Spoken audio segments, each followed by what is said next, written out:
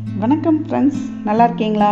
இன்றைக்கி நம்ம Sasi kitchen and கார்டனில் இந்த இக்ஸோரா பிளான்ட் பார்க்கலாம். இக்ஸோரா பிளான்ட்டுங்கிறது வந்து நம்ம ஏரியாவில் இட்லி பூ அப்படின்னு சொல்கிறது தான். இது வந்து அதில் இப்போ மினியேச்சர் இக்ஸோரா நல்லா அழகாக கலர் கலராக இதில் வந்து ரெட் பிங்க்கும் ஒயிட்டும் வந்து ரொம்ப நிறைய பஞ்ச் பூக்கும் போது பார்க்கும்போது அழகாக இருக்கக்கூடிய கலர்ஸ். இதில் வந்து இப்போ தாய்லாந்து வெரைட்டிஸும் நிறையா வந்துருச்சு.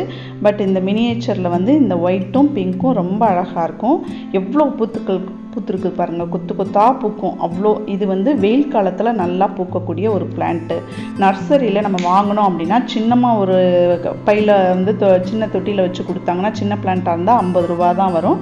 கொஞ்சம் பெருசாக வளர்ந்துருந்தால் 200 to 300 அப்படி வரும்.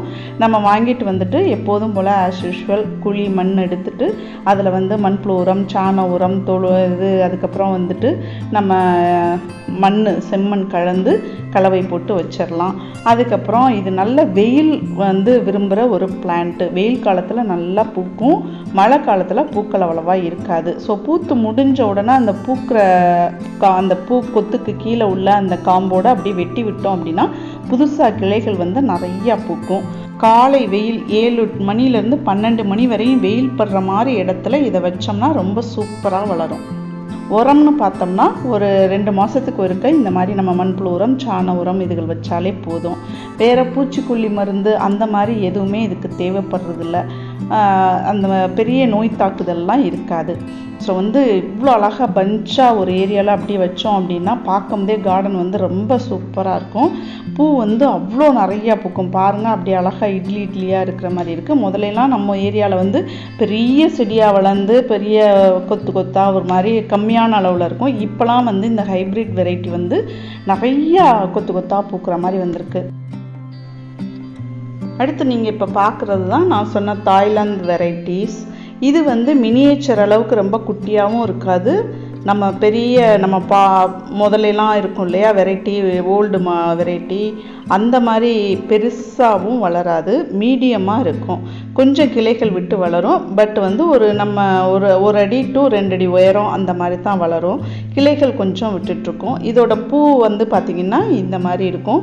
இதோட எட்ஜஸ் பூலாம் பார்த்திங்கன்னா ரவுண்ட் ஷேப்பில் எட்ஜு முடிஞ்சிருக்கு பாருங்கள். இதே வந்து நம்ம பழைய வெரைட்டிஸ்லாம் பார்த்திங்கன்னா பெருசாக வளரும் இல்லையா, அதில் உள்ள அந்த இட்லி பூ அந்த ஷேப் எடுத்து பார்த்திங்கன்னா ரொம்ப ஷார்ப் எட்ஜஸாக முடிஞ்சிருக்கும், ஷார்ப்பாக முடிஞ்சிருக்கும்.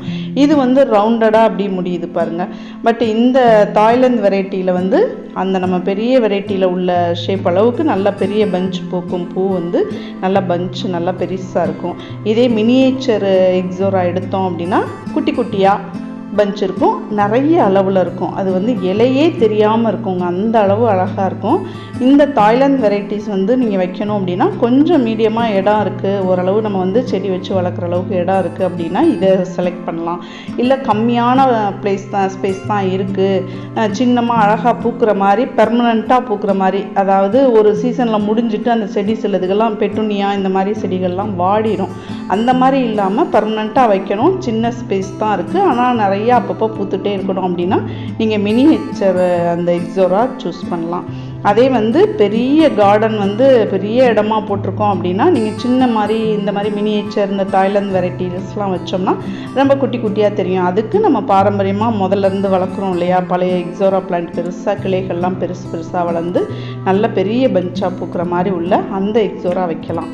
இது வந்து தொட்டியில் வளர்க்கலாம் அப்படின்னு நீங்கள் நினச்சிங்கன்னா இந்த மினியேச்சர் வெரைட்டி மட்டும்தான் நம்ம சூஸ் பண்ண முடியும்.